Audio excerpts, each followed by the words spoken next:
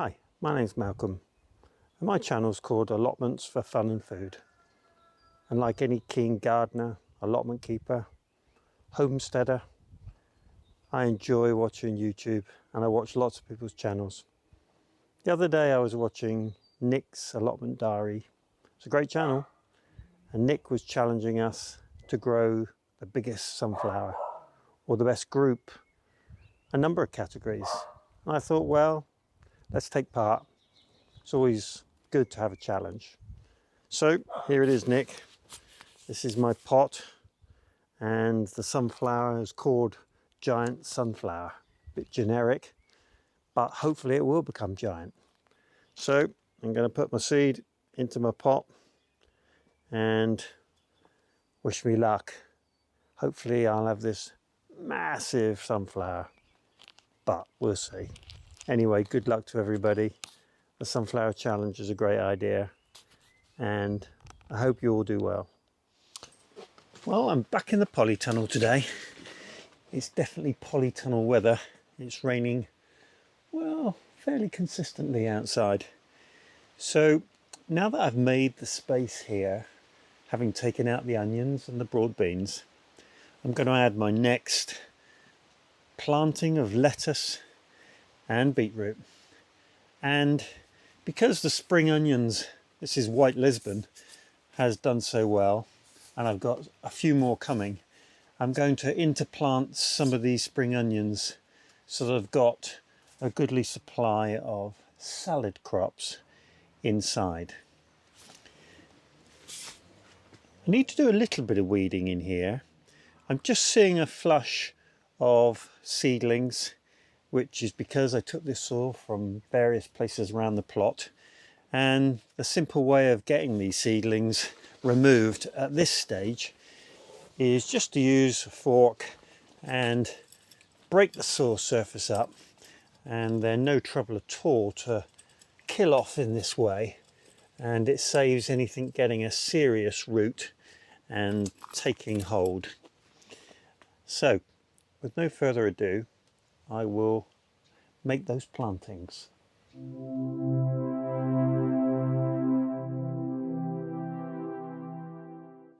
It's great to see how quickly these lettuces have come on. And this was the Secret Morton's mix, or Morton's Secret Mix from Real Seeds. And it's interesting to see, as the leaves have developed, how many different varieties there are. This one in the back is an individual variety, but these two rows are the secret mix, and we've got a sort of crenulated leaf with a red fleck in it there. We've got some pure green ones, although that one's clearly a bit different from there, and we've got a green crenulated leaf on those. Then this sort of tongue-shaped leaf in red, and some speckled and green, and this is a red with a very lush leaf but much more round. So that's a really good mix as far as I'm concerned, and wow, they've grown. And I've put these now into the bed, and that's probably going to be enough lettuce for us, in all honesty, and we can start harvesting from these this week by taking the lower leaves out of each lettuce and then just allowing them to grow on. And the beetroot at the back doing really well, and the smaller ones will catch up in good time. So now I'm going to put the spring onions in between so that we can get an additional crop in the bed.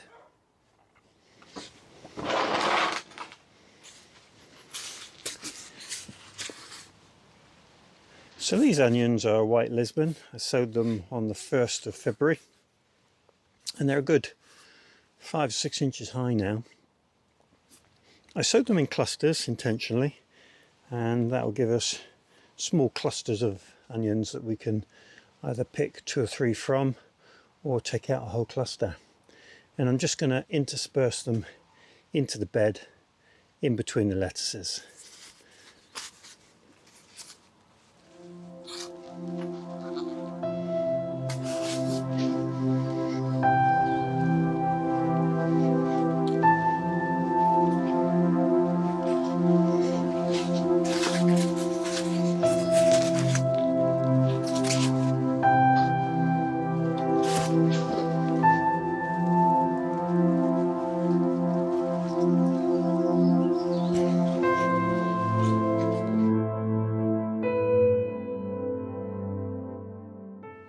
So by way of a quick update in the polytunnel, sprouts doing really well, turnips the same. If you were wondering how those parsnips were getting on, pretty much every single one of them has now got 2 leaves on, so that's worked well. This is Calabrese, which I've potted on, and we've got a few giant collies there, but that's Calabrese. That's the Prince variety. This is the Monarch variety. The runner beans are germinating quite nicely, so just giving them a quick water. This is the green heading, the 120-day broccoli, and that's the first lot of celeriac that I potted on, getting nicely developed now. The carrots are getting to the point where I just need to thin out again, and rather than pull the roots of the next thinning, I'll clip those with a pair of scissors so that I don't disturb the existing root of the main seedling that I'm going to keep. And strawberries, well, the first plantings that I made in those light green bags are just giant now, doing really well. So we would expect strawberries off of those in the not too distant future. And over on the seed bed, pretty much been through everything here. I've just got a few Russian kell that I sowed. I'm up to about 12 or so Swedes now, so not too bad. I sowed a few more and I've got a couple of germinations. Swede have been a real challenge for me this year, and in other years, not a problem. So perhaps that's just the seed that I had left, and the new seed I bought maybe wasn't the best.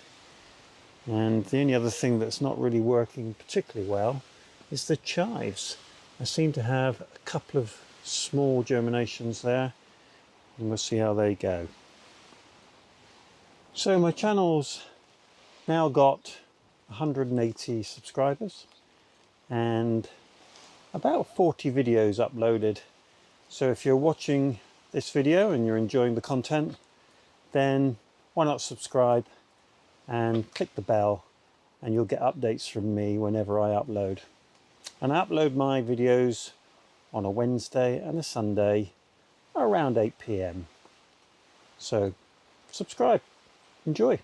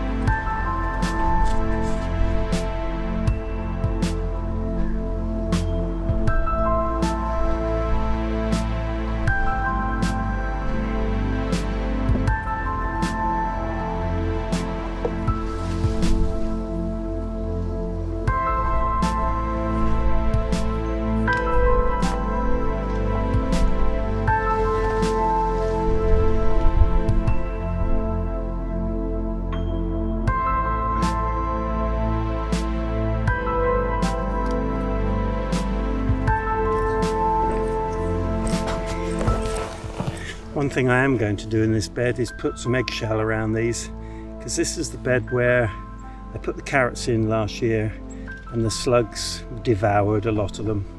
So hopefully some eggshells that have been baked in the oven will just act as a bit of a deterrent.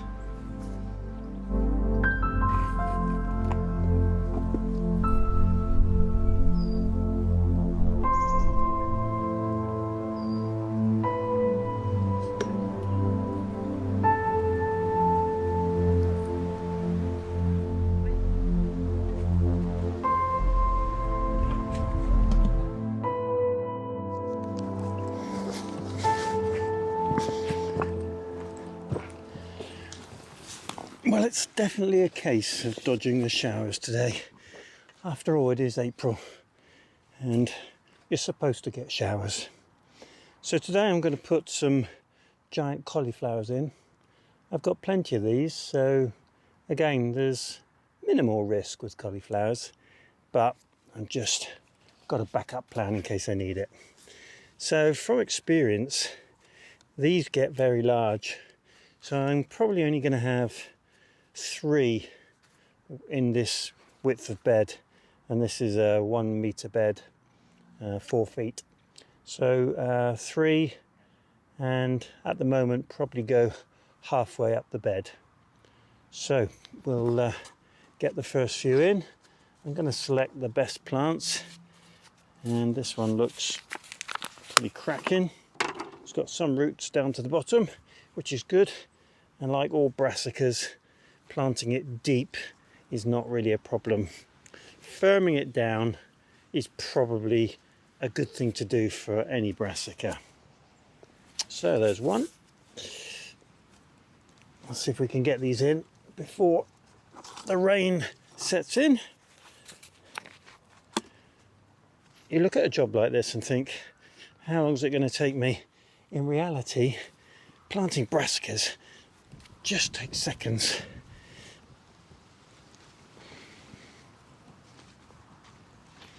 And the third one.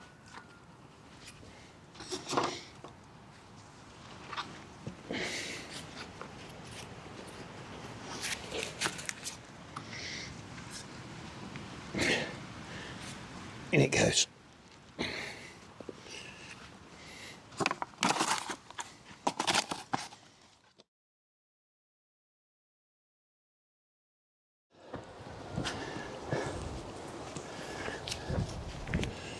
So that's half giant collie and half Romanescos.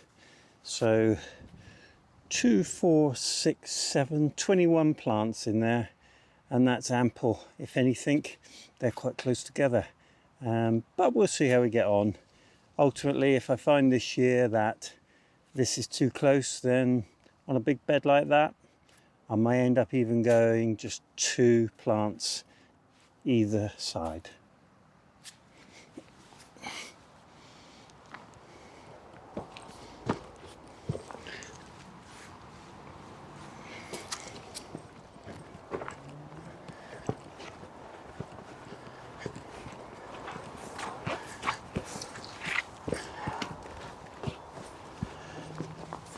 So we're going to put another Enviromesh over this one, and probably put some eggshell around this as well. Just concerned that slugs may get in here. I've seen a few, so I think so. I'll do the eggshell first and then the net.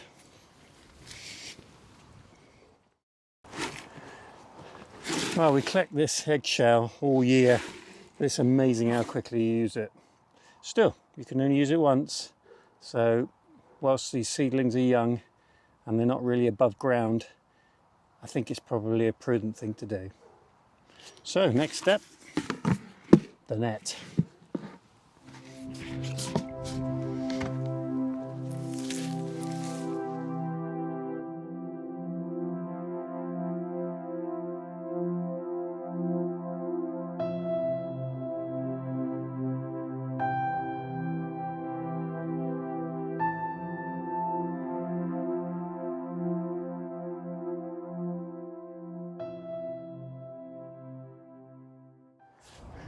There we have it, one net secured all the way around with rocks and clamps, and we hope now that those Romanesco and giant collie will get away without any problem at all. Just make sure we water them in now, and it might even be that nature takes care of that. It's certainly a very rainy day. Well, it's been a good day.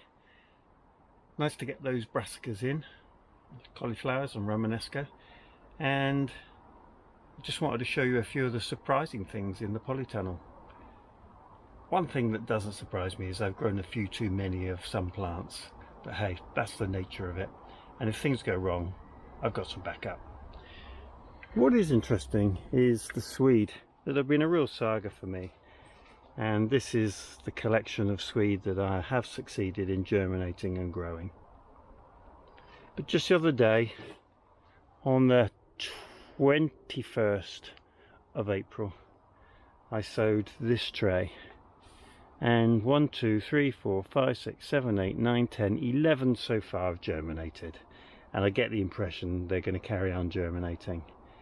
And it's just like the swede needs sowing here just a little bit later, so that's very interesting. The celeriac prinz that I grew as a fallback position in the propagator, I brought into here just about a week ago. You can see that they're leggy, and I'd be really surprised if I end up taking anything out of there at all.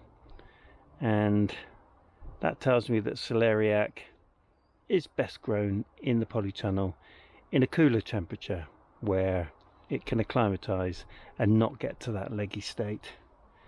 So that's good news.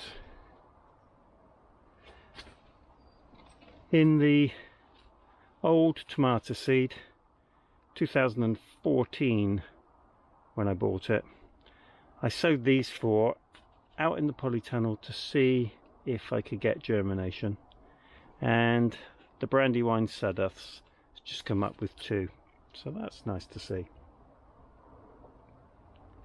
And as far as the courgettes go, they're really doing well, and I'm not sure it's worth growing courgettes in the propagator when you can get that sort of strong germination at this time of year. So that was interesting as well. The strawberries that were sown early have just started to bear fruit, and down in here we've got our first cluster of strawberries, and a resident bumblebee as well by the looks of it. But they're going to be really nice and early, and I think we'll be eating strawberries in just a couple of weeks' time. We got another one on there, so that certainly works. When you look around the plot of the strawberries that are outside, they're still just bushy leaves.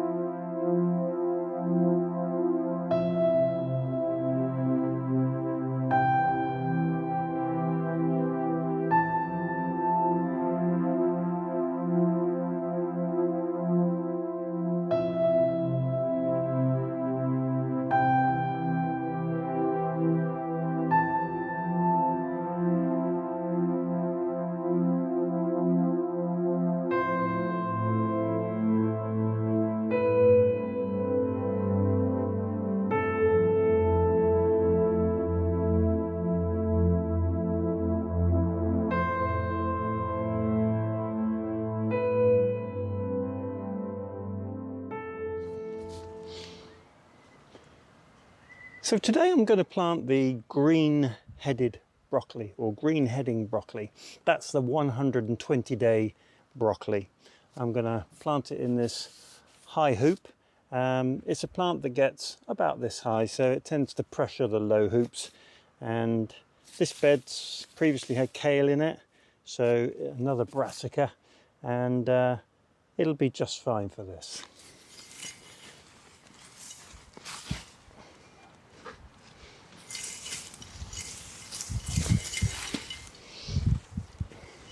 Okay, So these are the plants. I potted them on not so long ago, but the difference between these potted on kale and the ones that I left in their original cells is quite significant. So I'm going to use these. The chances are they haven't rooted a great deal more, but they've certainly grown on a lot. I think in this bed 3 abreast is probably going to be about the right measure, and 1, 2, 3, 4, maybe 5 or 6 rows. We'll see how we go.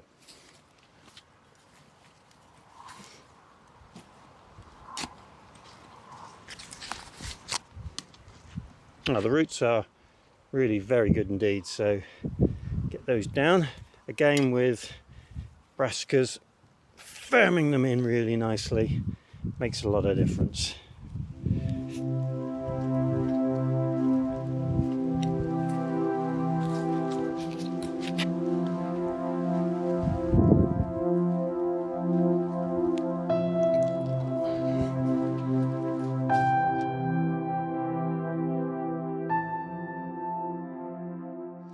This net's quite a tight fit, and I have to use 6 clamps to make sure that I've got a seal around the edge, and the chances are I'll run out of clamps, but it's important to get them in the right places. So that's the 120-day broccoli in a bed, and there's 1, 2, 3, 4, 5 rows of 15 plants gone in there, and hopefully we'll get 15 good broccoli heads and possibly more. Job done. I do hope you enjoyed the video today. If you did, click the subscribe button, click the like button, and if you want updates from me each time I upload a video, click the bell and select all. I do hope you have a great day. Diolch yn fawr.